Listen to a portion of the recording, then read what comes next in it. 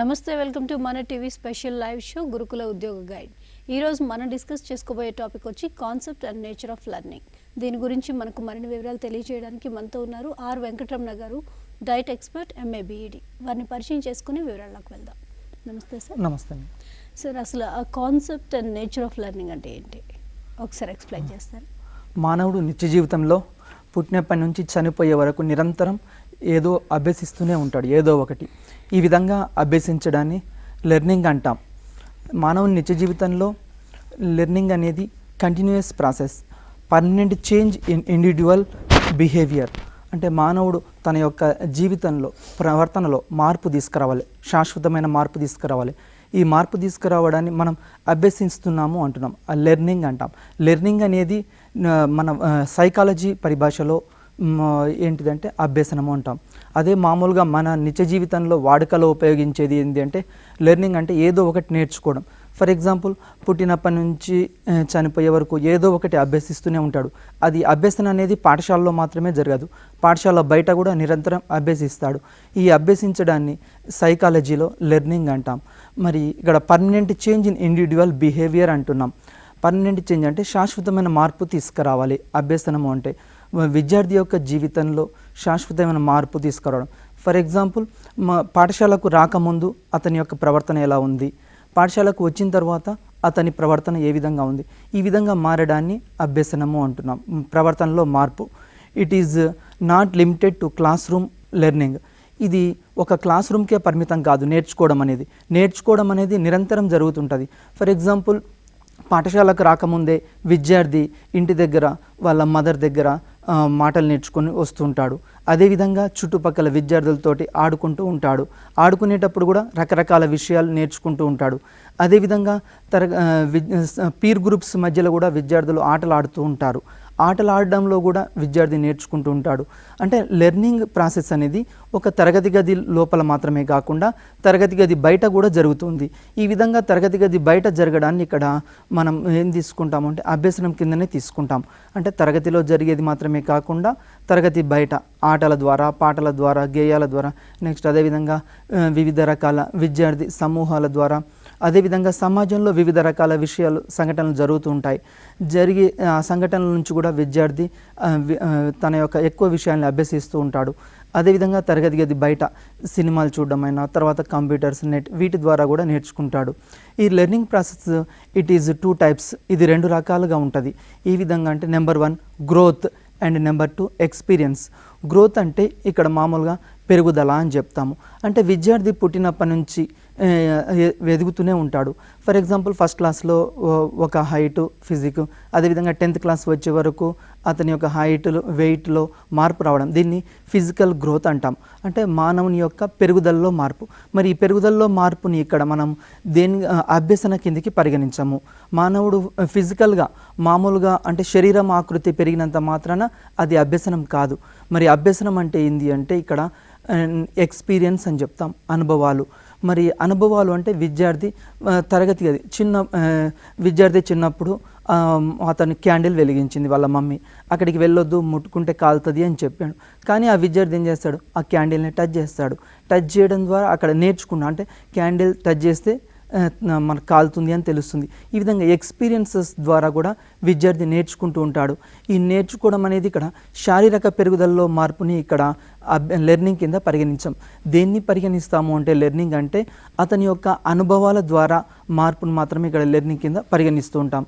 Next అదేవిధంగా growth means biological process. ఇది ఒక శారీరక పెరుగుదల మాత్రమే గ్రోత్ అంటుంటాము. శారీరక పెరుగుదలని ఇక్కడ గ్రోత్ అని చెప్తుంటాం. మరి ఇది లెర్నింగ్ కాదు. నెక్స్ట్ అదేవిధంగా ఎక్స్పీరియన్స్. ఈ ఎక్స్పీరియన్సెస్, అనుభవాలు ఎలా వస్తాయి అంటే అనుభవాల ద్వారా విద్యార్థి అతని యొక్క ప్రవర్తనలో మార్పు వస్తుంది. నిత్య జీవితంలో అనేక రకాల అనుభవాలు జరుగుతాయి. తరగతి గదికి వచ్చినప్పుడు తరగతి గదిలో తన ఫ్రెండ్స్ తోటి ఏ విధంగా మెలగాలి, అదేవిధంగా చుట్టూ ఉన్న విద్యార్థులతోటి ఏ విధంగా మెలగాలి, ఉపాధ్యాయులతోటి ఏ విధంగా మెలగాలి, అదేవిధంగా తరగతి గది బయట ఆటపాటల్లో ఏ విధమైన నియమాలు ఉంటాయి, ఇవన్నీ ఎక్స్పీరియన్స్ ద్వారా, అంటే విద్యార్థి అనుభవాల ద్వారా అతని యొక్క మార్పు వస్తున్నాయి. అనేక రకాల మార్పులు వస్తాయి. ఈ మార్పుల్ని మాత్రమే ఇక్కడ లెర్నింగ్ కింద పరిగణించడం జరుగుతుంది. Next characteristics of learning. మరి క్యారెక్టరిస్టిక్స్ అంటే లెర్నింగ్ యొక్క లక్షణాలు ఏందో ఇక్కడ ఒకసారి చూద్దాం. Learning is a universal process. అంటే అభ్యసనం అనేది ఎట్లా జరుగుతుంది అంటే ఇది అభ్యసనం అనేది సార్వత్రికమైనది.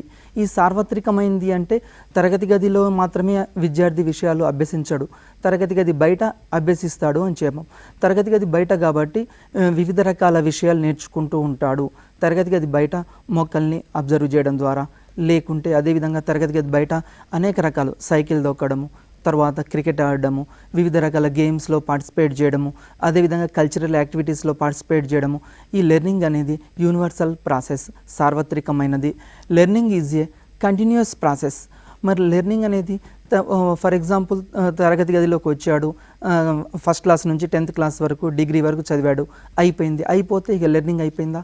చాలామంది ఏమనుకుంటారంటే లెర్నింగ్ అయిపోయింది అనుకుంటారు. లెర్నింగ్ అంతటితోటి ఎండ్ కాదు. మానవుడు జన్మించినప్పటి నుంచి చనిపోయే వరకు లెర్నింగ్ అనేది జరుగుతూనే ఉంటుంది. Learning is a continuous process. For example మన స్కూల్ ఎడ్యుకేషన్ కంప్లీట్ అయినా కానీ లెర్నింగ్ జరుగుతుంటుంది, కాలేజ్ ఎడ్యుకేషన్ కంప్లీట్ అయినా కానీ లెర్నింగ్ అనేది జరుగుతుంటుంది. ఫర్ ఎగ్జాంపుల్ జాబ్ వచ్చిన తర్వాత కూడా లెర్నింగ్ అనేది జరుగుతూ ఉంటుంది. అంటే కొత్త కొత్త విషయాలు నేర్చుకుంటారు. లెర్నింగ్ అనేది ఒక దగ్గర ఎండ్ అనేది ఉండదు. గ్రోత్కి మాత్రం ఎండ్ ఉంటుంది. గ్రోత్ ఫర్ ఎగ్జాంపుల్ 21 years వచ్చిన తర్వాత అక్కడ స్టాప్ అయిపోతుంది. మరి లెర్నింగ్ ఆ విధంగా కాదు. ఇది మానవుడు చనిపోయే వరకు, బర్త్ టు డెత్ వరకు లెర్నింగ్ అనేది కంటిన్యూగా జరుగుతుంది. Learning is A change in behaviour through experiences. మానవుడు విద్యార్థి నిరంతరము అనుభవాల ద్వారా వివిధ రకాల తన ప్రవర్తనలో మార్పు తీసుకొని వస్తుంటాడు. తన ప్రవర్తనలో అంటే ఫర్ ఎగ్జాంపుల్ పాఠశాలలో ఏ విధంగా మెలగాలి, ఉపాధ్యాయులతోటి ఏ విధంగా మెలగాలి, తర్వాత పాఠశాలలో వివిధ రకాల ప్రయోగాలు చేస్తాడు. ఆ ప్రయోగాలు చేయడం ద్వారా కూడా కొన్ని కొత్త విషయాలు నేర్చుకుంటూ ఉంటాడు. అదేవిధంగా తరగతి గదిలో మనము ప్రాజెక్ట్ వర్క్స్ ఇస్తాం. ప్రాజెక్ట్ వర్క్స్ ఇచ్చినప్పుడు ఆ ప్రాజెక్ట్ వర్క్ తీసుకుని వెళ్ళి తరగతి గది బయట ప్రాజెక్ట్ కంప్లీట్ చేసుకొని మళ్ళీ క్లాస్ రూమ్కి వస్తాడు. ఈ విధంగా ప్రాజెక్టులు ఇవ్వడం ద్వారా కానీ, ప్రయోగాలు చేయడం ద్వారా కానీ, క్షేత్ర పర్యటన ద్వారా కానీ వివిధ రకాలుగా అతని యొక్క ప్రవర్తనలో మార్పు వస్తుంది. దీన్ని ఇక్కడ ఏమని చెప్తామంటే ఎక్స్పీరియన్సెస్ ద్వారా అభ్యసనం అనేది పొందడం జరుగుతుంది. Learning is an organisation of behaviour.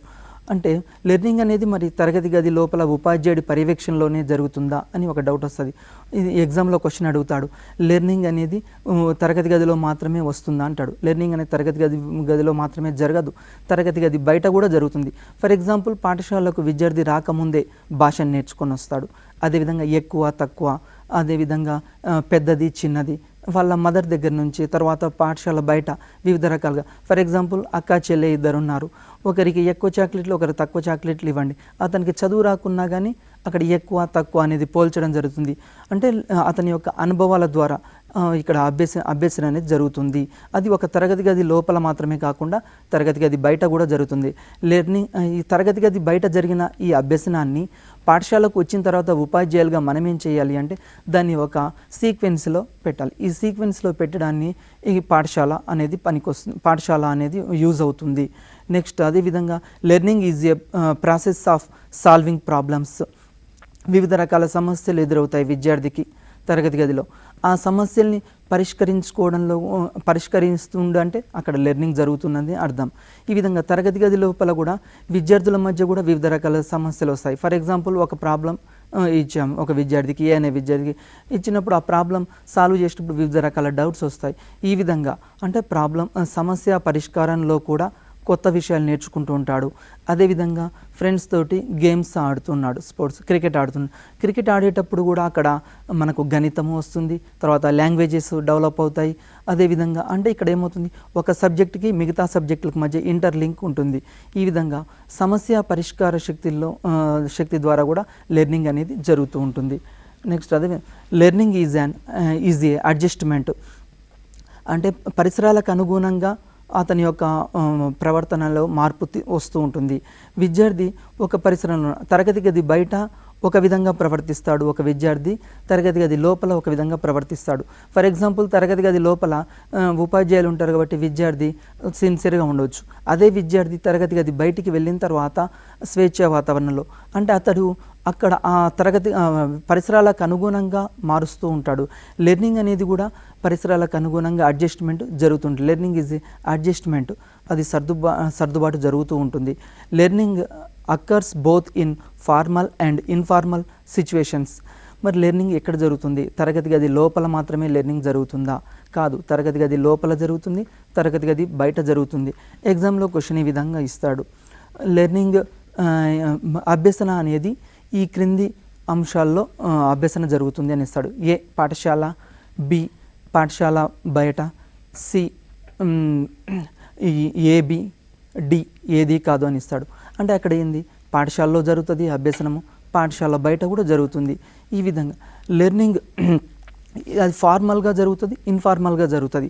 అంటే తరగతి గది లోపల జరిగేదేమో ఫార్మల్ అని చెప్తుంటాం, తరగతి గది బయట కూడా వివిధ రకాల అంశాలు నేర్చుకుంటాడు. ఫర్ ఎగ్జాంపుల్ ఈత కొట్టడం ఉంది, ఈత కొట్టడం విద్యార్థికి తరగతి గది బయట నేర్చుకుంటాడు, అది ఇన్ఫార్మల్గా అతనికి వచ్చేస్తుంది. అదేవిధంగా అంటే తరగతి గది లోపల కాకుండా తరగతి గది బయట కూడా అభ్యసనం అనేది జరుగుతూ ఉంటుంది. Learning involves various dimensions of psychological and mental activities అని చెప్తాం.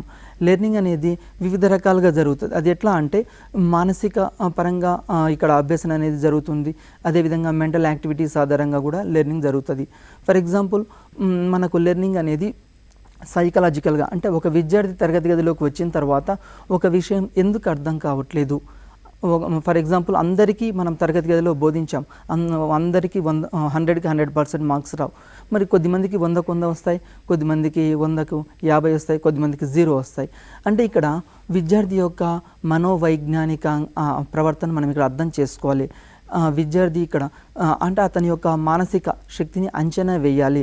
లెర్నింగ్ ఇన్వాల్వ్స్ ఇన్ సైకలాజికల్, మానసిక ప్రవర్తన మీద ఆధారపడి ఉంటుంది, అదేవిధంగా మెంటల్ యాక్టివిటీస్ మీద ఆధారపడి ఉంటుంది, అతని యొక్క మానసిక సామర్థ్యంపై కూడా ఆధారపడి ఉంటుంది.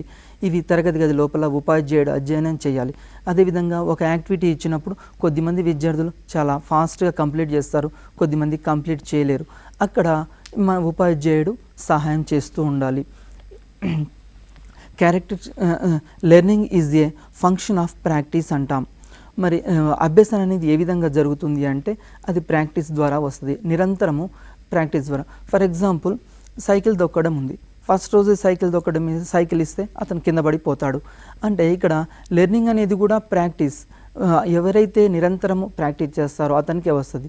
అంటే విద్యార్థి తరగతి గది లోపల మ్యాథమెటిక్స్ సంబంధించి మనం ప్రాబ్లమ్స్ ఒక మోడల్ సంబంధించిన వివిధ రకాల ప్రాబ్లమ్స్ ఇస్తూ ఉండాలి. ఈ విధంగా ఇచ్చినప్పుడు ఆ విద్యార్థి వాటిని సాధిస్తూ కొత్త విషయాలు, కొత్త అంశాలు తీసుకొస్తుండవు. లెర్నింగ్ అనేది ఎలా జరుగుతుంది అంటే అది ప్రాక్టీస్ ద్వారా వస్తుంది. ఫర్ ఎగ్జాంపుల్ ఇంకా ఎగ్జాంపుల్ కూడా తీసుకోవచ్చు. మనం కార్ డ్రైవింగ్ ఉంది, డ్రైవింగ్ కూడా ప్రాక్టీస్ ద్వారా మాత్రం వస్తుంది. డైరెక్ట్గా వెళ్ళి కార్లో కూర్చుంటే మనకు డ్రైవింగ్ రాదు. అంటే learning is A function of practice అంటాం.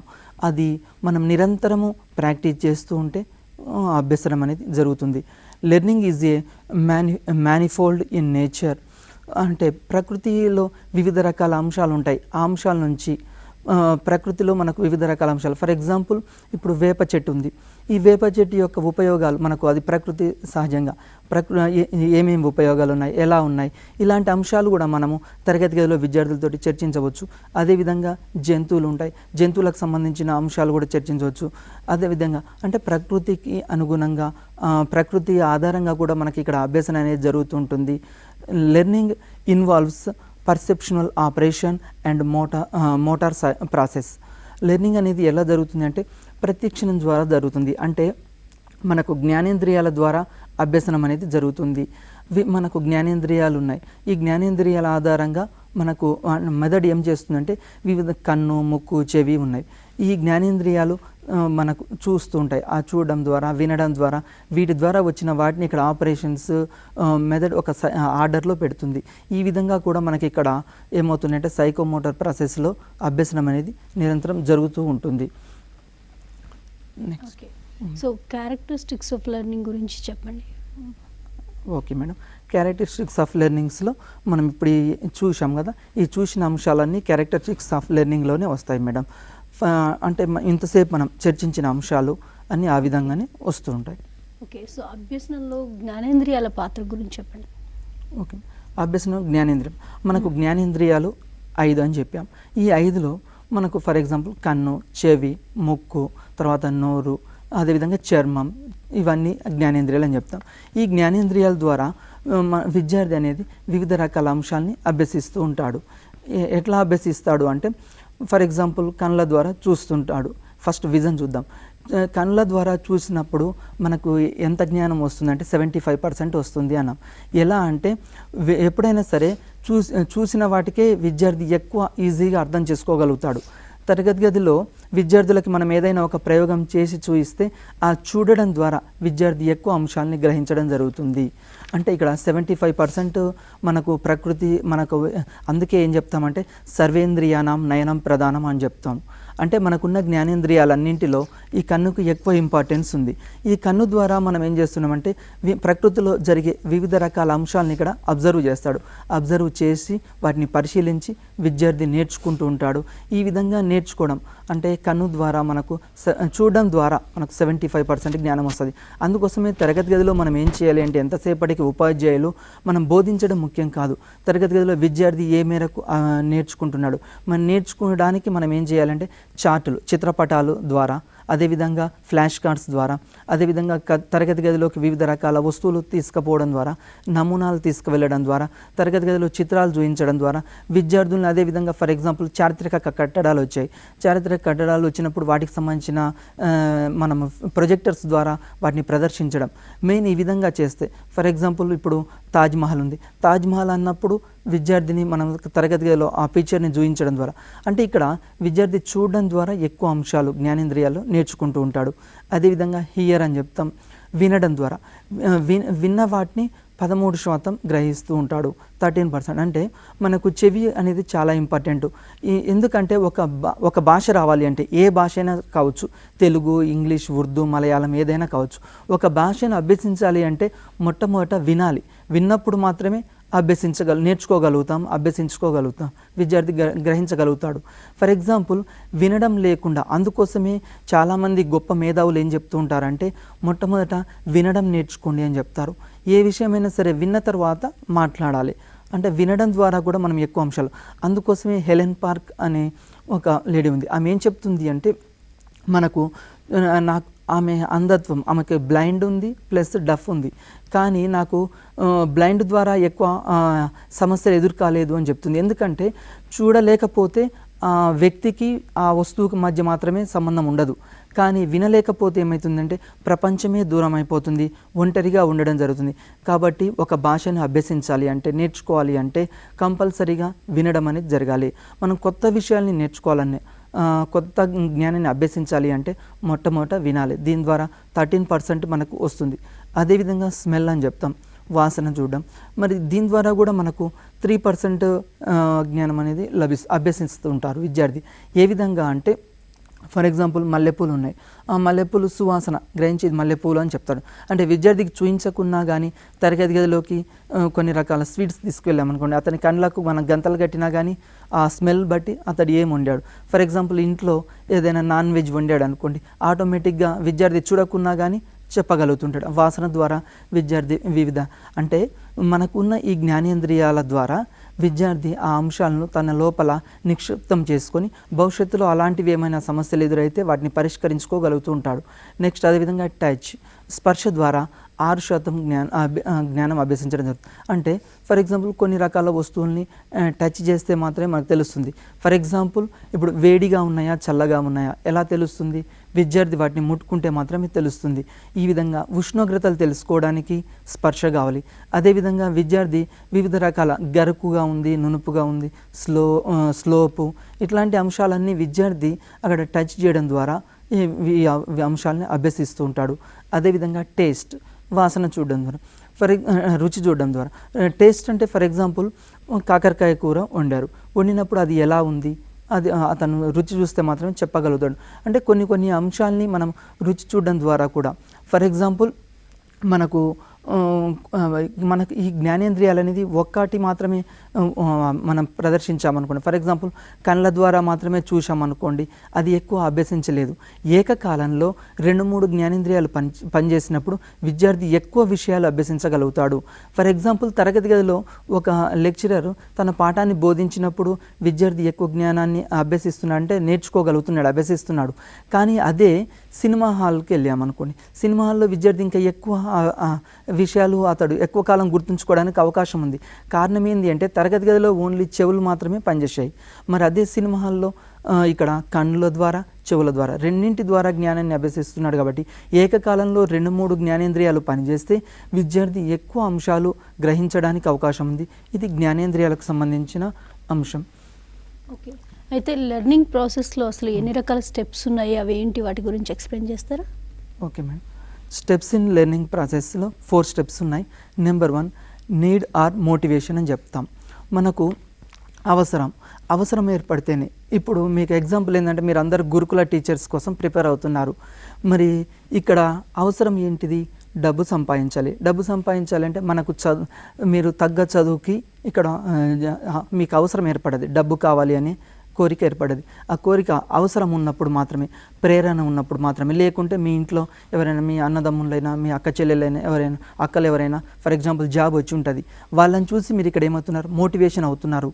మానవుడికి ఎప్పుడైనా సరే అవసరం ఏర్పడ్డప్పుడు, అంటే డబ్బు అవసరం ఏర్పడ్డది, తర్వాత మనం సమాజంలో ఒక హుందాగా ఉండాలి కాబట్టి గురుకుల జాబ్స్కి ప్రిపేర్ అవుతున్నాం.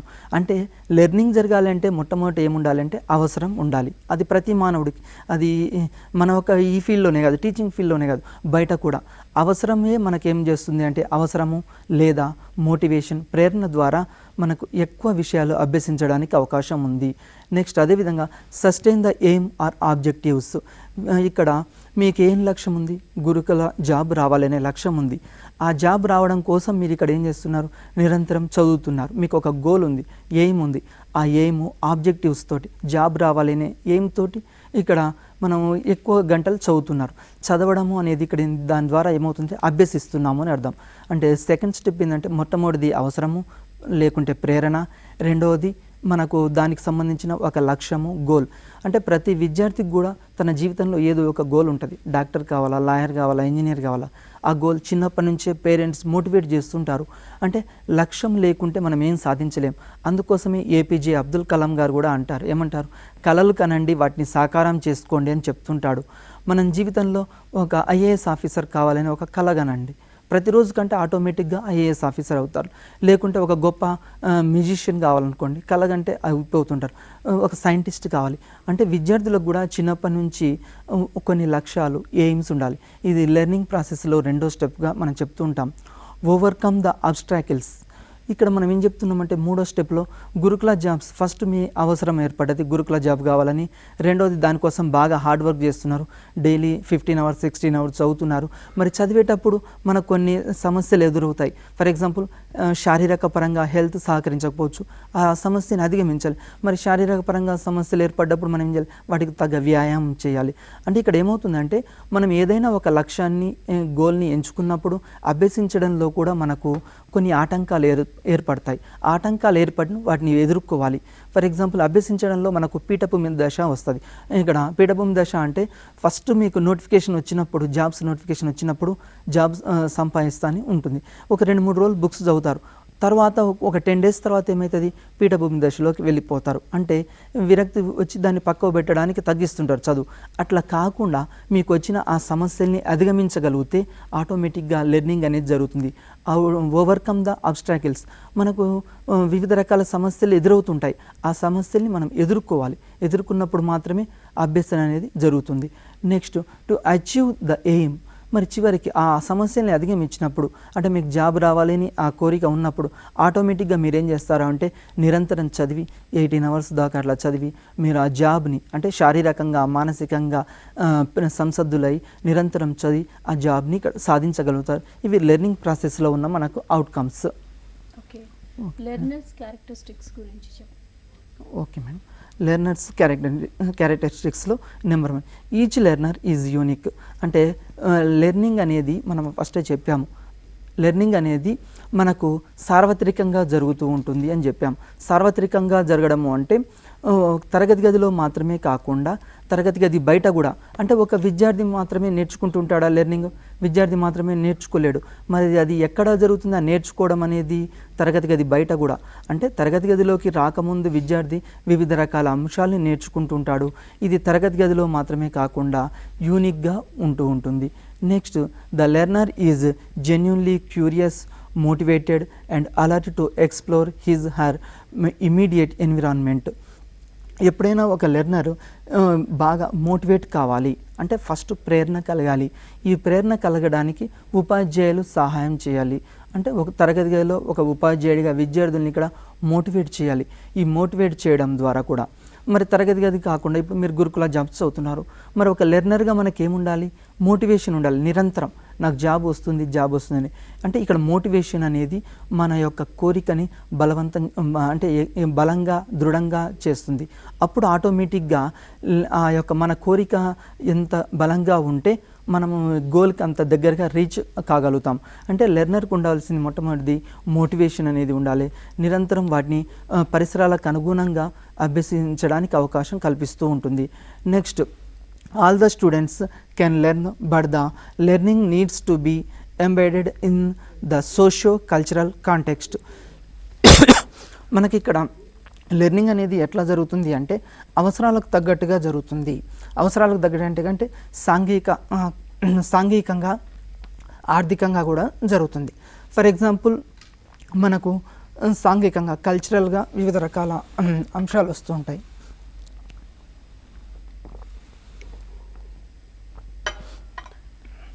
మనం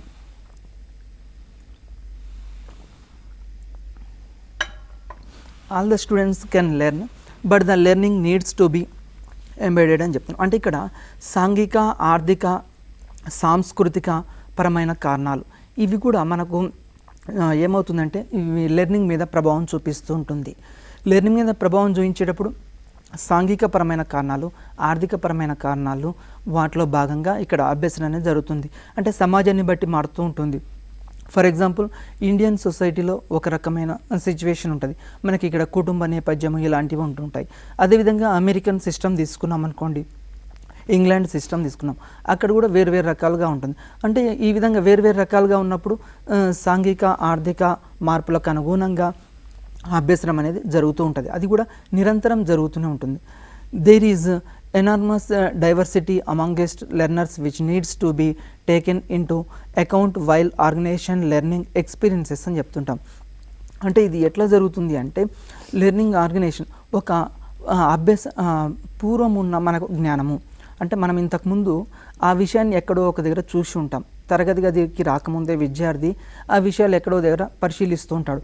ఆ పరిశీలించిన అంశాలని తరగతి గదిలోకి తీసుకువచ్చిన తర్వాత వాటిని ఒక ఆర్డర్లో ఉంచి వాటిని ఇక్కడ అభ్యసించడానికి మనం కృషి చేయాలి.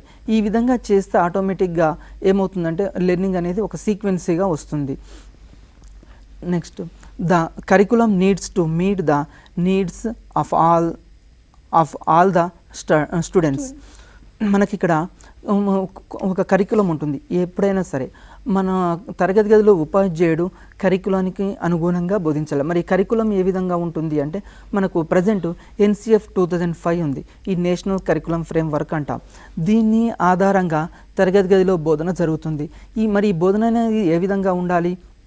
విద్యార్థులకు నిత్య జీవితంలో వాటిని ఉపయోగించుకునే విధంగా ఉండాలి. అంటే విద్యార్థుల యొక్క అవసరాలకు తగ్గట్టుగా ఉండాలి. అంటే భవిష్యత్తులో తాను చదువుకున్న చదువుతోటి భవిష్యత్తులో ఏదో ఒక వృత్తిలో సెటిల్ కావడానికి అవకాశం కల్పించాలి. ఈ విధంగా అంటే కరికులం అనేది మానవుని యొక్క నిత్య జీవితానికి అనుగుణంగా ఉండాలి. ఈ విధంగా లెర్నర్స్ ఉన్నప్పుడు మాత్రమే త్వరగా అభ్యసించగలుగుతుంటాడు. Learners enjoy learning in a democratic learning environment. తరగతి గదిలో ఎలాంటి వాతావరణం ఉండాలి అంటే ప్రజాస్వామ్యయుత వాతావరణం ఉండాలి, డెమోక్రటిక్ వేలో ఉండాలి. ఉపాధ్యాయుడు ఎప్పుడూ నిరంతరం విద్యార్థుల్ని ఒక నియంతలాగా డిక్టేటర్షిప్ లాగా ఉండదు. తరగతి గదిలో విద్యార్థులకి స్వేచ్ఛనివ్వాలి. స్వేచ్ఛనిచ్చినప్పుడు విద్యార్థి ఎక్కువ అంశాన్ని అభ్యసించడానికి అవకాశం ఉంది. తరగతి గదిలో స్వేచ్ఛ లేదనుకోండి ఎక్కువ విషయాలు నేర్చుకోలేడు. ఎందుకు అంటే ఉపాధ్యాయులు అంటే ఒక భయం ఏర్పడుతుంది. కాబట్టి తరగతి గదిలో విద్యార్థి ఎప్పుడు ఎక్కువ అంశాలని నేర్చుకోగలుగుతాడంటే టీచర్ స్టూడెంట్ మధ్య డెమోక్రటిక్ వేలో ఉండాలి. అప్పుడు మాత్రమే ఎక్కువ అంశాలు తనకు వచ్చిన డౌట్స్ అడగగలుగుతుంటాడు.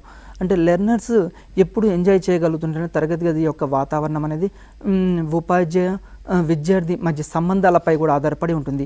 ఈ సంబంధాలు అనేవి ఫ్రెండ్లీ రిలేషన్షిప్గా ఉండాలి. అంటే ఒక తండ్రిలాగా, ఒక తల్లిలాగా, అదేవిధంగా ఒక గురువులాగా, ఒక మార్గదర్శకుడిలాగా, ఒక తాత్వికుడిలాగా తరగతి గదిలో ఉన్నప్పుడు మాత్రమే నేర్చుకోగలుగుతారు. అంటే లెర్నర్స్ ఎంజాయ్ చేయగలుగుతుంటారు. మనం కూడా అభ్యసించడానికి ఒక ప్రజాస్వామ్య వాతావరణంలో ఉండాలి. The learners is curious and desires to achieve predetermined goals and to go to beyond the structured syllabus. Learners అనేది అతని యొక్క ఇంట్రెస్ట్కి అనుగుణంగా, విద్యార్థుల యొక్క ఇంట్రెస్ట్, అతని యొక్క ఆసక్తులకు అనుగుణంగా మాత్రమే ఉండాలి. ఫర్ ఎగ్జాంపుల్ అతనికి సైన్స్ అంటే ఇష్టం అనుకోండి, మ్యాథమెటిక్స్ ఎక్కువ అంశాలు, నువ్వు డాక్టర్, నువ్వు ఇంజనీర్ కావాలి అంటే కాలేడు. అతనికి సైన్స్ ఇంట్రెస్ట్ ఉన్నప్పుడు అతని ఆ డాక్టర్ కావాలి అని అతని ఎయిమ్ ఉంటుంది. అంటే విద్యార్థుల యొక్క ఆ యొక్క ఇంట్రెస్ట్లకు అనుగుణంగా సిలబస్, ఆ సిలబస్ బియాండ్ లోపల మాత్రమే, అంటే ఆ సిలబస్కి అనుగుణంగా మాత్రమే విద్యార్థి నేర్చుకోగలుగుతుంటాడు.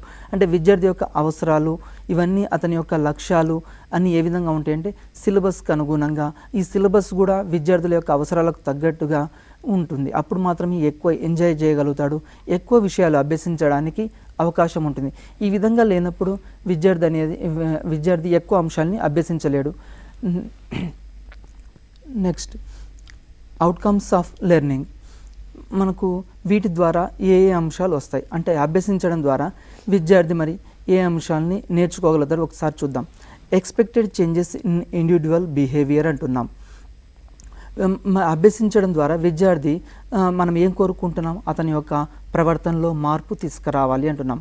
మరి ఈ ప్రవర్తనలో అంటే తరగతి గదికి వచ్చినప్పుడు అతని యొక్క ప్రవర్తన ఎట్లా ఉంది, తరగతి గది తర్వాత అంటే ఫర్ ఎగ్జాంపుల్ 6th క్లాస్లో అడ్మిట్ అయ్యాడు, ఒక స్టూడెంట్ వచ్చాడు, 6th క్లాస్ కంప్లీట్ అయిపోయి బయటికి వెళ్ళిన తర్వాత అతని యొక్క ప్రవర్తన ఏ విధంగా ఉంది, సేమ్ ఉందనుకోండి, వచ్చినప్పుడు ఎలా ఉంది, పోయేటప్పుడు అలా ఉంటే అక్కడ అది లెర్నింగ్ జరగలేదు. కాబట్టి లెర్నింగ్ జరిగింది అంటే మనకు అతని యొక్క ప్రవర్తనలో మార్పు రావాలి. ఈ మార్పు అనేది ఇది వ్యక్తికి బట్టి ఉంటుంది. తరగతి గదిలో 100 మంది విద్యార్థులు ఉంటే అందరికీ 100కి 100 మార్క్స్ రావు. మరి అతని విద్యార్థుల యొక్క అనుగుణంగా, ఫర్ ఎగ్జాంపుల్ తరగతి గదిలో ఏ గ్రేడ్ విద్యార్థులు ఉంటారు, బి గ్రేడ్, సి గ్రేడ్ విద్యార్థులు ఉంటారు.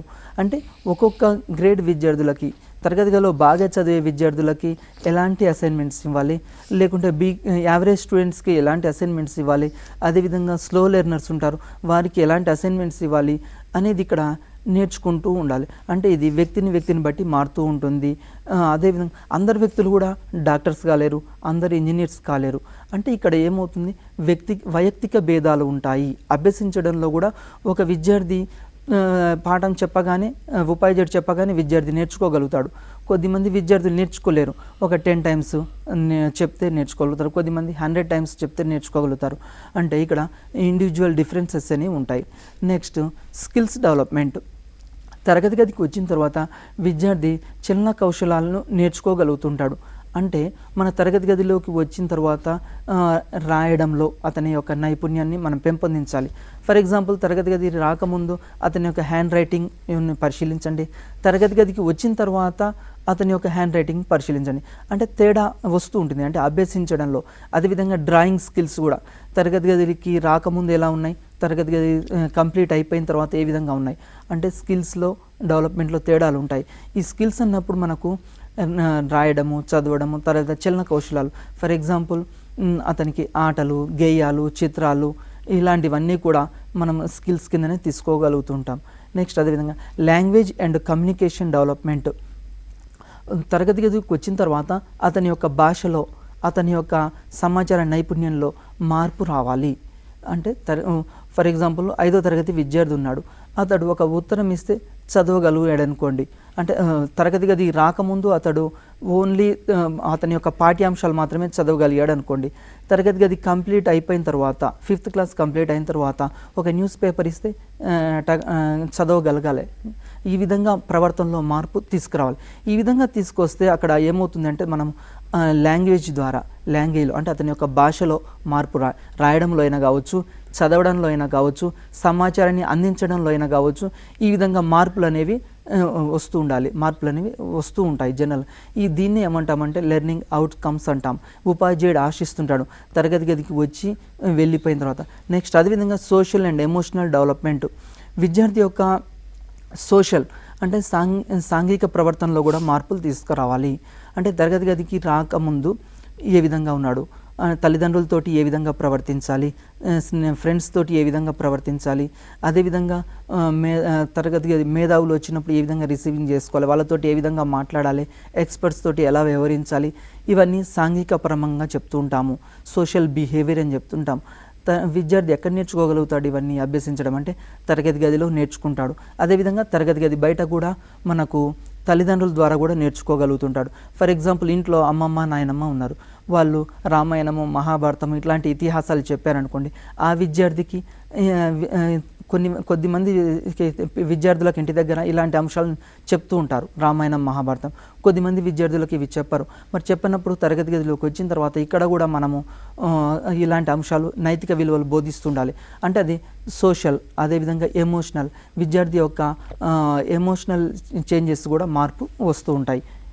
నెక్స్ట్ అదేవిధంగా attain personal health and protective skills అని చెప్తుంటాం. విద్యార్థి యొక్క ఆరోగ్యపరమైన అంశాలు. ఫర్ ఎగ్జాంపుల్ ఆరోగ్యపరంగా ఏ విధంగా ఉండాలి, ఫర్ ఎగ్జాంపుల్ రోజు వ్యాయామం చేయడము, తర్వాత ఎర్లీ మార్నింగ్ లేవడము, తర్వాత లేచిన తర్వాత ఫ్రెషప్ కావడం, ఇలాంటి అంశాలన్నీ విద్యార్థులకు మనం బోధిస్తుండాలి. దీని ద్వారా ఏమవుతుంటే లెర్నర్స్ అదేవిధంగా ప్రొటెక్టివ్ స్కిల్స్, తనను తాను ఏ విధంగా రక్షించుకోగలుగుతాడు. ఫర్ ఎగ్జాంపుల్ ఇప్పుడు మీరు గురుకుల జాబ్స్ ప్రిపేర్ అవుతున్నారు, ప్రిపేర్ అయ్యేప్పుడు కంటిన్యూగా కూర్చొని చదువుతున్నారు అనుకోండి, బ్యాక్ పెయిన్ రావచ్చు. బ్యాక్ పెయిన్ రాకుండా ఉండాలి అంటే మనం చదవడంతో పాటు మెడిటేషన్ చేయడం, వ్యాయామం చేయడం, ఇవన్నీ ఇక్కడ లెర్నింగ్లో భాగమే. ఈ విధంగా అంటే పర్సనల్గా హెల్త్ పరంగా ఎలాంటి జాగ్రత్తలు తీసుకోవాలి విద్యార్థులకి, ఇది కూడా ఆశిస్తుంది. ఇది కూడా అభ్యసనం కిందకే వస్తుంది. అంటే కంటిన్యూగా కూర్చొని చదివేటప్పుడు ఎలాంటి ప్రికాషన్స్ తీసుకోవాలి, లేకుంటే ఇప్పుడు సమ్మర్లో బయటికి వెళ్ళినప్పుడు ఎలాంటి ప్రికాషన్స్ తీసుకోవాలి, ఇలాంటివి కూడా అభ్యసనం కిందకే వస్తూ ఉంటాయి. అంటే అవి వ్యక్తికి సంబంధించి ఉంటాయి. అదేవిధంగా అతని యొక్క రక్షణపరమైన అంశాలు. Identification of different situations. మనకు వివిధ రకాల సిచ్యువేషన్లు ఎదురవుతూ ఉంటాయి నిత్య జీవితంలో. ఫర్ ఎగ్జాంపుల్ తరగతి గది లోపల విద్యార్థులు వివిధ రకాల నేపథ్యంతో వస్తూ ఉంటారు. కొద్దిమంది విద్యార్థులు బాగా అల్లరి చేస్తుంటారు, కొద్దిమంది విద్యార్థులు డల్గా ఉంటారు. మరి ఈ విధంగా డిఫరెంట్ సిచ్యువేషన్స్ ఉన్నాయి. ఈ డిఫరెంట్ సిచ్యువేషన్స్ని కూడా ఇక్కడ తరగతి గదిలో సమన్వయపరుస్తూ ఉండాలి. ఇక్కడ అదేవిధంగా విద్యార్థులు కూడా డిఫరెంట్ సిచ్యువేషన్లకు అనుగుణంగా వాటిని ఇక్కడ క్లాసిఫికేషన్ చేయగలే ఒక లెర్నర్గా. అంటే ఫర్ ఎగ్జాంపుల్ ఒక ఏనుగు ఉంది. ఏనుగు మన యొక్క సర్కస్లో ఉన్నప్పుడు ఏ విధంగా ఉంటుంది, అదేవిధంగా ఒక అడవిలో ఉన్నప్పుడు ఏ విధంగా ఉంటుంది, ఇలాంటి అంశాలు కూడా విద్యార్థి నేర్చుకుంటూ ఉంటారు. దీన్ని అభ్యసనం అని చెప్తూ ఉంటాము. ఐడెంటిఫికేషన్ అంటే సొసైటీలో వివిధ రకాల అంశాలు ఉంటాయి, ఆ అంశాలని నేర్చుకోవడం కూడా అభ్యసనం క్రిందికి వస్తుంది. To know the uses of different objectives, వివిధ రకాల వస్తువుల ఉపయోగాలు కూడా ఇక్కడ తెలుసుకోగలగాలి, విశ్లేషించగలగాలి, వర్గీకరించగలగాలి, పోల్చగలగాలి. ఇవన్నీ విశ్లేషణ, వర్గీకరణ, పోల్చడము, ఇవన్నీ దేని కిందకి వస్తుంటే లెర్నింగ్ కిందకే వస్తూ ఉంటాయి. కాబట్టి మనకి ఎగ్జామ్లో ఎక్కువగా ఎలాంటి క్వశ్చన్ ఇస్తారంటే క్లాసిఫికేషన్ మీద క్వశ్చన్స్ వస్తుంటాయి, వర్గీకరణ మీద, విశ్లేషించడం మీద, తర్వాత చలన నైపుణ్యాల మీద. ఈ విధంగా అంటే విద్యార్థి వివిధ రకాల వస్తువుల ఉపయోగాలు వాటిని కూడా తెలుసుకుంటూ ఉంటాడు. తరగతి గదిలోకి వచ్చిన తర్వాత నేర్చుకుంటాడు, తరగతి గది బయట కూడా వివిధ రకాల అంశాలు నేర్చుకుంటూ ఉంటాడు. అందుకోసం మనం తరగతి గదిలో ఫర్ ఎగ్జాంపుల్ ఏం చేస్తుంటామంటే ఆవు యొక్క ఉపయోగాలు, మీరు ఒక ప్రాజెక్ట్ వర్క్ ఇచ్చారనుకోండి, ఆవు యొక్క ఉపయోగాలు విద్యార్థి తరగతి గదిలో రాయమంటే కొన్ని అంశాలే రాయగలుగుతాడు. అదే అతను ఒక ప్రాజెక్ట్ వర్క్ ఇస్తే తరగతి గది బయట వాళ్ళ యొక్క ఇంట్లో పేరెంట్స్ని అడగడం ద్వారా, లేకుంటే ఆ గ్రామంలో ఎక్కడెక్కడ ఉన్నాయి వాటిని సంచరించి తెలుసుకోవడం ద్వారా వివిధ రకాల అంశాలు నేర్చుకోగలుగుతూ ఉంటాడు వీటి ద్వారా. Next development problem solving skills. ఇంకా ఏం డెవలప్ అవుతాయంటే లెర్నింగ్ ద్వారా విద్యార్థిలో సమస్య పరిష్కార శక్తి అనేది పెరుగుతుంది. అంటే ఒక సమస్య ఇచ్చినప్పుడు దాన్ని ఏ విధంగా సాల్వ్ చేయాలి. మనకు సమస్యలు వచ్చినప్పుడు చాలామంది ఏం చేస్తుంటారు, సూసైడ్ చేసుకుంటారు. అది కాదు, సమస్యలు వచ్చినప్పుడు వాటిని పరిష్కరించగలిగే శక్తి ఉండాలి. అంటే ఇక్కడ అభ్యసనం ద్వారా ఏమవుతుందంటే విద్యార్థికి సమస్య పరిష్కార శక్తి ఉంటుంది. గణితంలో మ్యాథమెటిక్స్ సంబంధించి మనం ప్రాబ్లమ్స్ ఇస్తుంటాం. ఈ ప్రాబ్లమ్స్ ఇచ్చినప్పుడు ఆ సమస్య పరిష్కార శక్తి ద్వారా విశ్లేషించడము, ఆలోచించడము, హేతుబద్ధీకరణ ఇలాంటి స్కిల్స్ అన్ని విద్యార్థులు డెవలప్ అవుతుంటాయి. ఇవి కూడా మనకు లెర్నింగ్ ద్వారానే మాత్రమే వస్తుంది. ఫర్ ఎగ్జాంపుల్, ఈరోజు మనకు వేడి బాగా ఉంది, అంటే ఉష్ణోగ్రతలు పెరిగిపోయాయి. ఈ ఉష్ణోగ్రతలు పెరిగిపోయినప్పుడు ఎందుకు వస్తున్నాయి ఈ సిచ్యువేషన్స్, దీనికి కారణం ఏంది విశ్లేషించగలగాలి. అంటే అప్పుడు అడవులు లేకపోవడం, మరి అడవులు ఎందుకు లేవు, ఎవరు అంటే అడవుల్ని ఏ విధంగా తరిగిపోతున్నాయి, మన యొక్క అటవీ విస్తీర్ణం ఎంత ఉంది, ఇలాంటివన్నీ. ఫర్ ఎగ్జాంపుల్ నల్గొండ డిస్ట్రిక్ట్ తీసుకుందాం అనుకోండి, అక్కడ 2.5 మాత్రమే అటవీ విస్తీర్ణం ఉంది. అంటే ఇక్కడ చాలా తగ్గినాయి. దీని ద్వారా ఉష్ణోగ్రతలు అనేవి పెరుగుతున్నాయి. అంటే ఇక్కడ డెవలప్మెంట్ స్కిల్స్, సమస్య పరిష్కార శక్తి కింద. అదేవిధంగా aware about moral values and attitudes అభ్యసించడం ద్వారా విద్యార్థి మోరల్ వాల్యూస్, నైతిక విలువలు అనేవి డెవలప్ అవుతుంటాయి విద్యార్థుల్లో. అదేవిధంగా వాళ్ళ యొక్క వైఖరిలో మార్పులు వస్తూ ఉంటాయి. అంటే తరగతి గదికి వచ్చిన తర్వాత ఎదుటి వారి పట్ల ఏ విధంగా ప్రవర్తించాలి. ఫర్ ఎగ్జాంపుల్, ఉపాధ్యాయులతో ఏ విధంగా మెలగాలి, తల్లిదండ్రులతో ఏ విధంగా మెలగాలి, అక్క చెల్లెళ్ళ మధ్య, అన్నదమ్ముల మధ్య ఏ విధమైన రిలేషన్స్ ఉండాలి. అంటే ఇక్కడ మోరల్ వాల్యూస్ తరగతి గదిలోతో పాటు తరగతి గది బయట కూడా విద్యార్థి నేర్చుకుంటాడు. దీనికి ఏం చేయాలంటే విద్యార్థికి రీడింగ్ స్కిల్స్ కోసం వివిధ రకాల పుస్తకాలని మనం తరగతి గదిలో సెలెక్ట్ చేసి ఇవ్వాలి. అంటే తరగతి గదికి వచ్చిన తర్వాత విద్యార్థికి రీడింగ్ హ్యాబిట్ అనేది చేయించాలి. గొప్ప గొప్ప వ్యక్తులు ఉన్నారు, ఏపీజే అబ్దుల్ కలాము, గాంధీ మహాత్ముడు, ఇలాంటి వాళ్ళందరూ ఉన్నారు. వీళ్ళందరి గురించి వివిధ రకాల పుస్తకాలు ఇవ్వడం ద్వారా విద్యార్థి మోరల్ వాల్యూస్ డెవలప్ అవుతాయి. అదేవిధంగా అతని యొక్క వైఖరిలో కూడా మార్పు వస్తుంది. ఈరోజు సమాజంలో పరిశీలిస్తే మనకు వైఖరిలో అంటే కొన్ని నైతిక విలువలు తగ్గుతున్నాయి, వైఖరిలో తగ్గుతున్నాయి. ఒక విద్యార్థి ఒక సాఫ్ట్వేర్ ఇంజనీరే కావచ్చు, కానీ అతని యొక్క యాటిట్యూడ్ సరిగా లేదనుకోండి, అతన్ని అక్కడి నుంచి ఆ సాఫ్ట్వేర్ ఉద్యోగం నుంచి తొలగించడం జరుగుతుంది. అంటే ఇక్కడ యాటిట్యూడ్స్ ఎట్లా డెవలప్ అవుతాయి, తరగతి గది నుంచి ప్రారంభమవుతాయి. అంటే విద్యార్థి చిన్నప్పటి నుంచి ఈ విధంగా యాటిట్యూడ్లో మార్పు వచ్చింది అంటేనే అక్కడ అభ్యసనం అని చెప్తుంటాం. Next, development of mental competencies, విద్యార్థి యొక్క మానసిక పరిణతి కూడా తీసుకురావాలి. ఇది కూడా దేని కిందకి అంటే లెర్నింగ్ అని చెప్తూ ఉంటాం. అంటే మానసిక పరిణతి చెందాలి. మానసిక పరిణతి చెందాలి అంటే విద్యార్థులకి తరగతి గది లోపల వివిధ రకాల కృత్యాలు ఇస్తుండాలి. ఈ కృత్యాలు ఇవ్వడం ద్వారా విద్యార్థి వివిధ రకాల అంశాలు నేర్చుకోగలుగుతాడు. వైఖరులలో మార్పులు వస్తాయి, అతని యొక్క అలవాట్లలో మార్పులు వస్తాయి, నైతిక ప్రవర్తనలో మార్పు వస్తుంది. వీటన్నింటికీ బాధ్యులు ఎవరంటే ఇక్కడ తరగతి గదిలో ఉపాధ్యాయులతో పాటు తరగతి గది బయట కూడా తల్లిదండ్రులు దీనికి బాధ్యులు. అదేవిధంగా సమాజము, ఫ్రెండ్స్, ఇలాంటివన్నీ కూడా వస్తాయి. వీటన్నిటి ద్వారా మార్పు అనేవి జరుగుతుంది. Next, factors effecting learning. మనకు లెర్నింగ్ మీద ఏమేమి ఫ్యాక్టర్స్ ప్రభావితం అవుతాయి ఒకసారి చూద్దాం. Many factors effect the process of learning. చాలా రకాల ఫ్యాక్టర్స్ ఉన్నాయి, అంటే కారణాలు ఉన్నాయి. ఏ విధంగా అంటే మనకు అభ్యసనం మీద వివిధ రకాల కారణాలు. అది ఏంటిది అంటే number 1, the main factors can be divided into the following groups. Number 1, psychological factors. Psychological అంటే ఇక్కడ మానసిక పరంగా ఒక వ్యక్తి నేర్చుకోవడానికి మానసికంగా కూడా అతను సంసిద్ధులై ఉండాలి. ఫర్ ఎగ్జాంపుల్, మనము తరగతి గదిలోకి వచ్చిన తర్వాత విద్యార్థిని కూర్చోబెట్టి మీరు ఎంత బాగా లెసన్ చెప్పినా కానీ విద్యార్థి గ్రహించలేదనుకోండి, దానికి కారణం ఏంటంటే అతని యొక్క సైకలాజికల్ ఫ్యాక్టర్ కూడా ఉంటుంది. అంటే తరగతి గదిలో ఒక విద్యార్థికి చదువు రాలేదు అంటే కారణం ఒక ఉపాధ్యాయుడే కాదు, సైకలాజికల్ ఫ్యాక్టర్స్ ఉంటాయి. వీటిని కూడా ఇక్కడ మనం అబ్జర్వ్ చేస్తూ ఉండాలి, ఉపాధ్యాయులుగా అబ్జర్వ్ చేస్తుండాలి. అంటే అభ్యసించడంలో మెంటల్గా మంచిగా ఉన్నప్పుడు మాత్రమే ఒక కార్ ఇచ్చాం, నడపమన్నాం, డ్రైవింగ్ చేయమన్నప్పుడు అతని యొక్క మెంటల్ కండిషన్స్ మంచిగా ఉన్నప్పుడు మాత్రమే డ్రైవింగ్ చేయగలుగుతాడు. అంటే అభ్యసించడానికి ఇక్కడ సైకలాజికల్ ఫ్యాక్టర్స్ కారణమవుతుంటాయి. నెక్స్ట్, అదేవిధంగా ఎన్విరాన్మెంటల్ ఫ్యాక్టర్స్ అని చెప్తున్నాం. చుట్టూ ఉండే పరిసరాలు, నేర్చుకోవాలి అన్నప్పుడు చుట్టూ ఉండే పరిసరాలు, అతని యొక్క స్నేహితులు కూడా సహకరించాలి. ఫర్ ఎగ్జాంపుల్ ఒక విద్యార్థి ఉన్నాడు, ఏ అనే విద్యార్థి ఉన్నాడు, అతని చుట్టూ ఉన్న విద్యార్థులు BCD వీళ్ళు కూడా చాలా బాగా ఉన్నప్పుడు మాత్రమే ఇతను నేర్చుకోగలుగుతాడు. ఒకవేళ చుట్టూ ఉన్న వాళ్ళు మంచిగా లేరనుకోండి, ఆటోమేటిక్గా ఇతని చదువులో వెనకబడడానికి అవకాశం ఉంది. అంటే ఎన్విరాన్మెంటల్ ఫ్యాక్టర్స్ కూడా. మరి వీటిని అబ్జర్వ్ చేసేది ఎవరు అంటే తరగతి గదిలో ఉపాధ్యాయుడు, అదేవిధంగా తరగతి గది బయట తల్లిదండ్రులు కూడా అబ్జర్వ్ చేస్తుండాలి. అంటే లెర్నింగ్ ప్రాసెస్లో పరిసరాల ప్రభావం అనేది చాలా ఎక్కువగా ఉంటుంది. నెక్స్ట్ అదేవిధంగా ఫిజియాలజికల్ ఫ్యాక్టర్స్. ఫిజియాలజికల్ ఫ్యాక్టర్స్ అంటే మనకి ఇక్కడ దీంతో పాటు మెథడాలజికల్ ఫ్యాక్టర్స్, ఫిజియాలజికల్ ఫ్యాక్టర్స్ అని చెప్తూ ఉంటాం. అంటే ఇక్కడ అభ్యసించడంలో అతని యొక్క శారీరకపరమైన అంశాలు కూడా దోహదం చేస్తూ ఉంటాయి. అంటే శారీరకంగా మంచిగా దృఢంగా ఉన్నప్పుడు మాత్రమే అతను అభ్యసించడానికి అవకాశం ఉంది. ఫర్ ఎగ్జాంపుల్ ఒక తరగతి గదిలో విద్యార్థికి ఇంటి దగ్గర ఏం తిని రాలేదు, ఆహారం తీసుకొని రానప్పుడు తరగతి గదిలో మనం కూర్చోబెట్టి ఎంత మంచిగా చెప్పినా కానీ అతడు సెట్ కాలేడు. అంటే ఇక్కడ అతని యొక్క శారీరక పరమైన అంశాలు కూడా ప్రభావితం చేస్తూ ఉంటాయి. అదేవిధంగా మెథడాలజికల్ ఫ్యాక్టర్స్, మనం బోధించేటప్పుడు ఏ మెథడ్లో చెప్తున్నాం ఇవి కూడా అభ్యసనం మీద ప్రభావితం చూపిస్తుంటాయి. మెథడాలజికల్ ఫ్యాక్టర్లు అంటే ఒక విద్యార్థికి ఒక అంశాన్ని మనం బోధించినప్పుడు, ఫర్ ఎగ్జాంపుల్ లెక్చరర్ మెథడ్లో మనం చెప్పామనుకోండి, విద్యార్థికి అర్థం కాలేదని ఎప్పుడు తెలుస్తుంది? మనం మళ్ళీ లెసన్ అయిపోయిన తర్వాత వివిధ రకాల రెస్పాన్సెస్ ద్వారా తెలుస్తుంది. అర్థం కాకుంటే వెంటనే నెక్స్ట్ డే ఏం చేయాలి?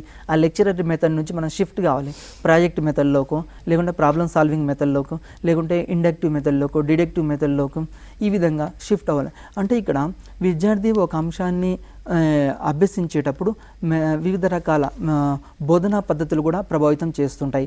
తరగతి గదిలో ఉపాధ్యాయుడు టీచింగ్ లెర్నింగ్ ప్రాసెస్లో మెథడాలజికల్ ఫ్యాక్టర్స్ అనేవి చాలా ప్రభావితం చూపిస్తుంటాయి.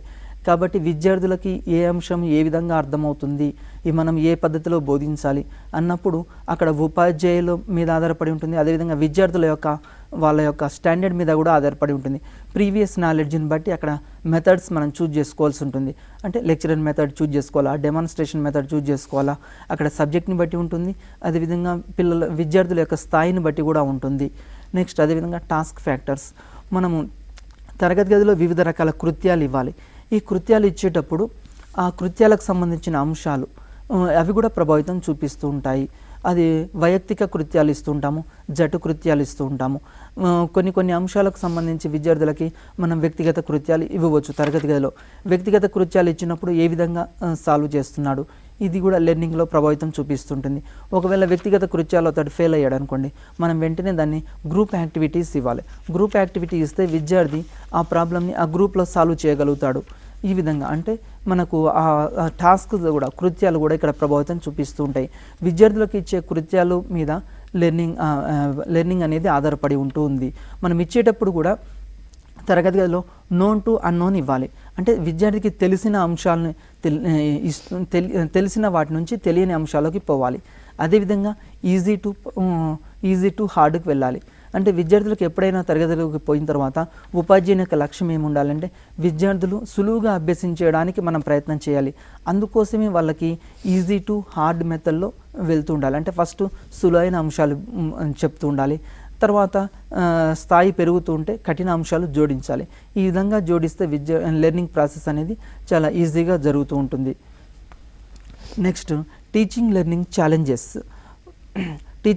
ఛాలెంజెస్ అంటే మనకు తరగతి గది లోపల అభ్యసన ప్రక్రియ జరిగేటప్పుడు వివిధ రకాల సమస్యలు ఎదురవుతూ ఉంటాయి. వివిధ రకాల సమస్యలు అంటే విద్యార్థికి ఒక అంశం అర్థం కాకపోయినప్పుడు దానికి గల కారణాలు ఏంది విశ్లేషించాలి. అంటే అది మనం ఎంచుకున్న బోధనా పద్ధతిలో లోపం ఉందా, లేకుంటే విద్యార్థుల యొక్క స్థాయి ఏ విధంగా ఉంది, ఇంకా ఎక్కడ. అంటే ప్రతిరోజు మనం లెసన్ ప్లాన్ రాసుకున్నప్పుడు లెసన్ చివర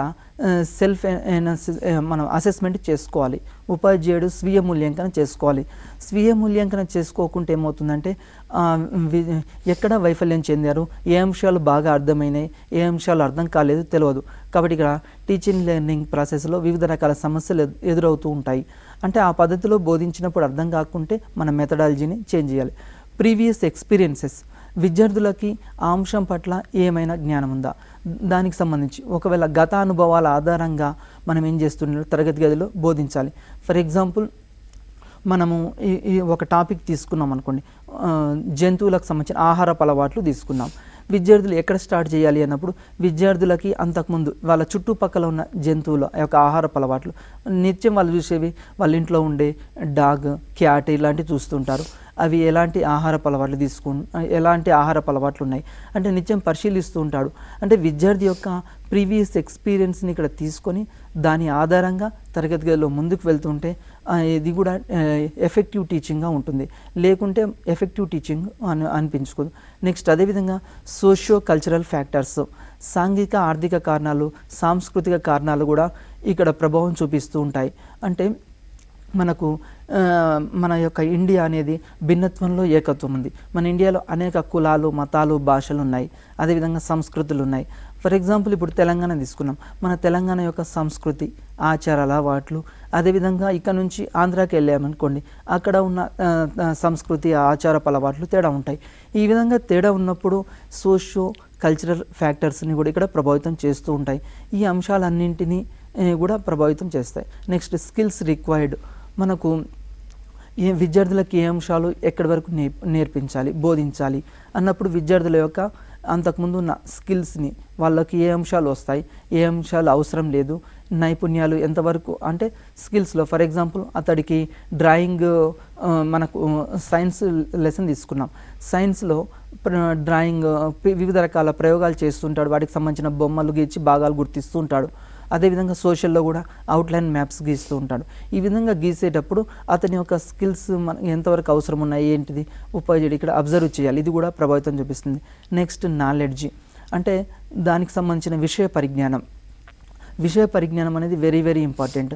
ఇక్కడ ఉపాధ్యాయుడు తాను ఫర్ ఎగ్జాంపుల్ బిఎడ్ డిఎడ్లో నేర్చుకున్న అంశాలే తరగతి గదిలోకి వెళ్ళిన తర్వాత బోధించవద్దు.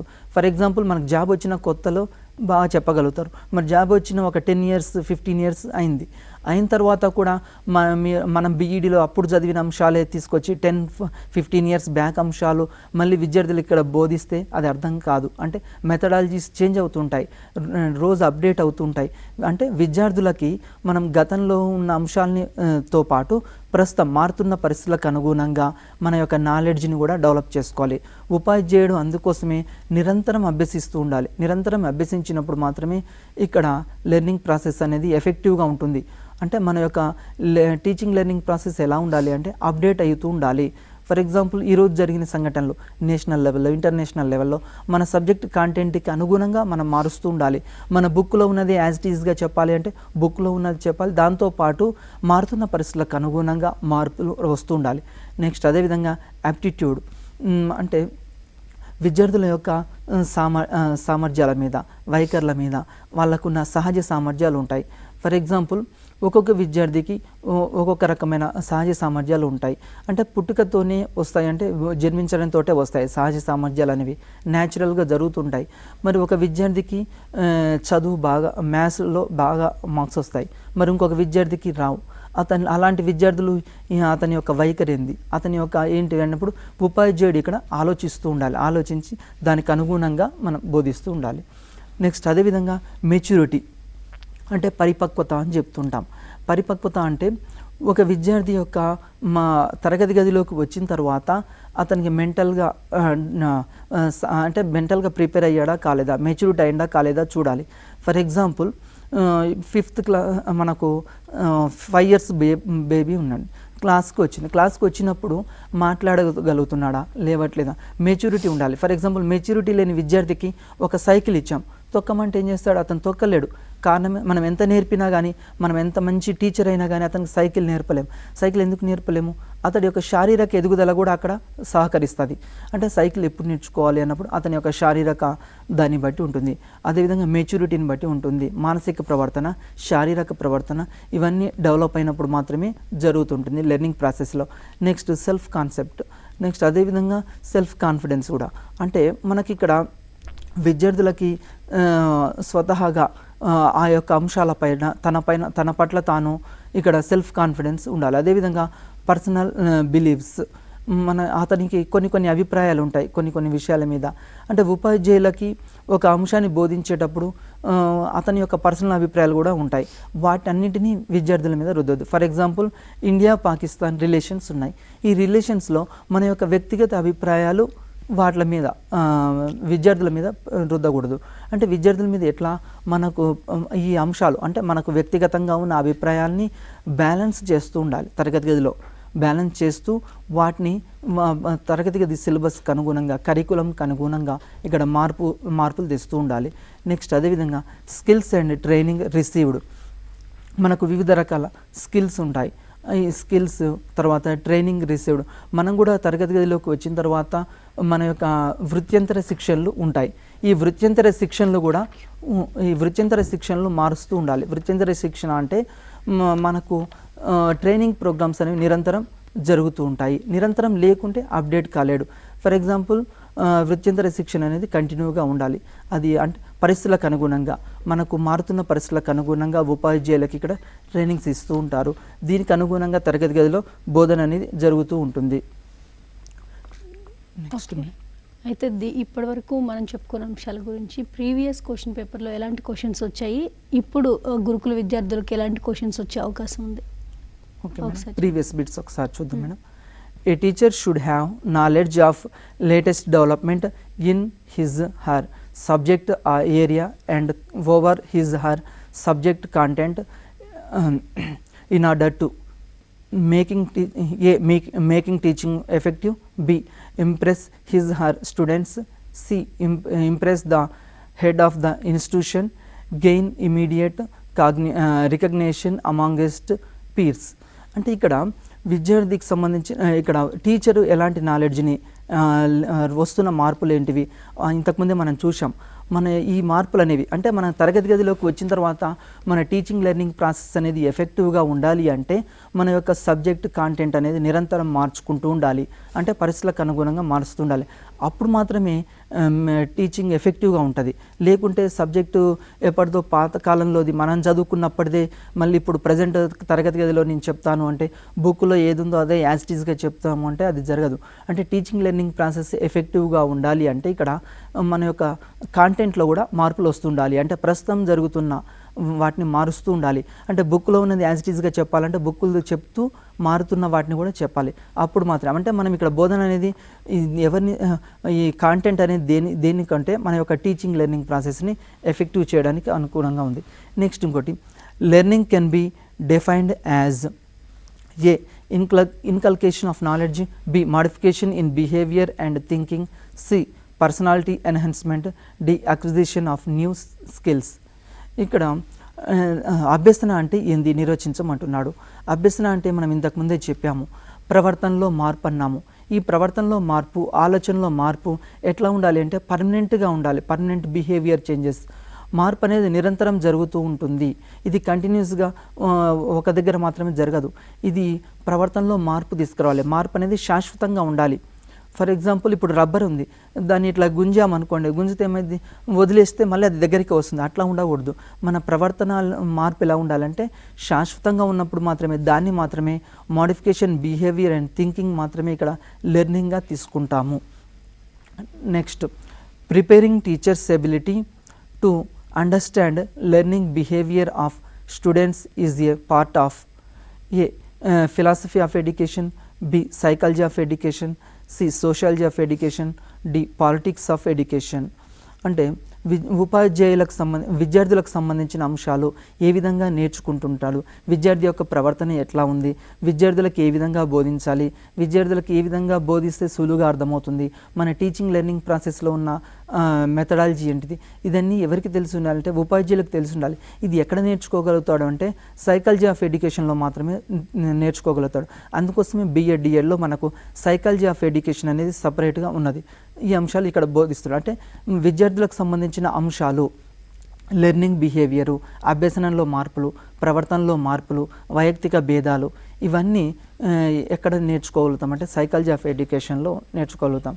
Next which of the following qualities is an essential requirement of a successful teacher? A command over the subject, B command over the students, command over the language, command over the technology. Answer ఏంటంటే command over the subject అని చెప్తున్నాం. అంటే ఇక్కడ మనకు ఒక టీచర్గా మనకు ఉండాల్సిన ఎసెన్షియల్ రిక్వైర్మెంట్స్ ఏంది అన్నప్పుడు సబ్జెక్ట్ మీద మనకి ఇక్కడ నాలెడ్జ్ ఉండాలి.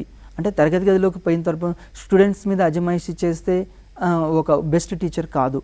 అదేవిధంగా లాంగ్వేజ్, మనకు బాగా లాంగ్వేజ్ వచ్చని పిల్లలకు అర్థం కాకుండా మామూలుగా హై లాంగ్వేజ్ ఇక్కడ తరగతి గదిలో ఉపయోగిస్తే అది ఇంపార్టెంట్ కాదు.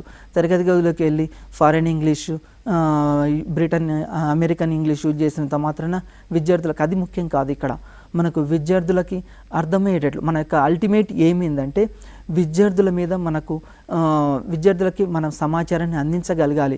ఇది కమాండ్ ఓవర్ ద టెక్నాలజీ, మనకు బాగా టెక్నాలజీ వచ్చిందంటే అది కాదు. ఇక్కడ ముఖ్యం ఏంటంటే కమాండ్ ఓవర్ ద సబ్జెక్టు. ఒక టీచర్గా మనకు సబ్జెక్ట్ మీద కమాండ్ ఉండాలి. దాంతోపాటు మారుతున్న పరిస్థితులకు అనుగుణంగా మనం బోధిస్తూ ఉండాలి. లేటెస్ట్ డెవలప్మెంట్స్, మన యొక్క సబ్జెక్ట్లో ఏమైనా చేంజెస్ వచ్చాయా, మార్పులు వచ్చాయా, నిరంతరం మనం వివిధ రకాల గ్రంథాలు అధ్యయనం చేస్తూ అదేవిధంగా నిరంతరం కంప్యూటర్స్, ఇంటర్నెట్ వాటిలో వచ్చిన అప్డేట్స్ కూడా మనం పరిశీలిస్తుండాలి. Effectiveness of teaching depends A qualification of the teacher, B personality of the teacher, C handwriting of the teacher, D subject understanding of the teacher. మనకు ఒక ఎఫెక్టివ్ టీచింగ్ అనేది దేని మీద ఆధారపడి ఉంటుంది అన్నప్పుడు subject understand of the teacher అని చెప్తుంటాం. ఎందుకంటే మన క్వాలిఫికేషన్ ఆఫ్ ద టీచర్ ఎందుకు కాదంటే మనకు చాలా క్వాలిఫికేషన్స్ ఉండొచ్చు, కానీ మన యొక్క ముఖ్యం అల్టిమేట్ ఏమైందంటే మనకు రిక్వైర్డ్ క్వాలిఫికేషన్ ఉండాలి. దాంతోపాటు విద్యార్థులకి అర్థం కావాలి మన అల్టిమేట్ ఏమైంది, తరగతి గదిలోకి వెళ్ళిన తర్వాత ఎక్కువ విషయాలు అర్థం కావాలి. ఓకే, సో వెంకటరమణ గారు concept and nature of learning గురించి కానివ్వండి, జ్ఞానేంద్రియాల పాత్ర లెర్నింగ్లో వీటి గురించి స్టెప్స్, ఎన్ని రకాల స్టెప్స్ ఉంటాయి, ఏంటి ప్రొసీజర్ అనే దాని గురించి, ఇంకా ప్రీవియస్ బిట్స్ ఇవన్నీ కూడా చాలా చక్కగా ఎక్స్ప్లెయిన్ చేసినందుకు థ్యాంక్ యూ సో మచ్. నమస్తే మేడం. ఇది ఇవాల్టి Mana TV special programme. Keep watching Mana TV. YouTube Softnet Mana TV, Facebook @Mana TV Softnet, @Mana TV Hyderabad, www.softnet.telangana.gov.in. feedback softnet @telangana.gov.in. helpline WhatsApp 7337558051.